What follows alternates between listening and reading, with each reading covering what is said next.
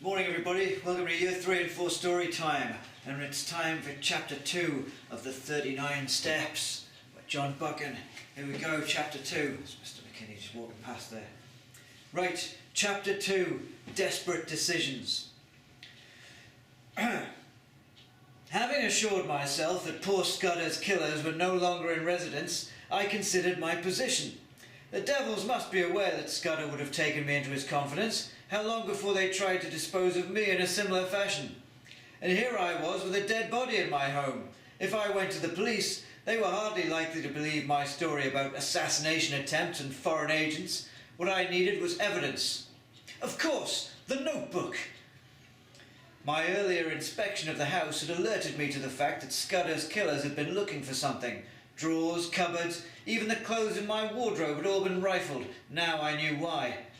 After a long, fruitless search of my own, I slumped down despondently into an armchair and took out my pipe. Plunging my hand into the tobacco jar at my elbow, I felt something curious. I could hardly believe it. There in my grasp was the very thing I'd been hunting for. I flipped through the pages of the little black book, hoping to find some answers, but the whole thing was written in code. While I consider myself as being pretty sharp when it comes to ciphers, after an hour or so racking my brain, I was no further forward. I realized this puzzle would take time to crack. My only hope was to lie low somewhere remote until I had the evidence to make the government take Scudder's warning seriously. The Scottish border seemed the best bet. Why? Anyway, I edged slowly to the window and looked down at the street. It was empty save for a tall figure standing on the corner opposite. Was he a member of the Black Stone?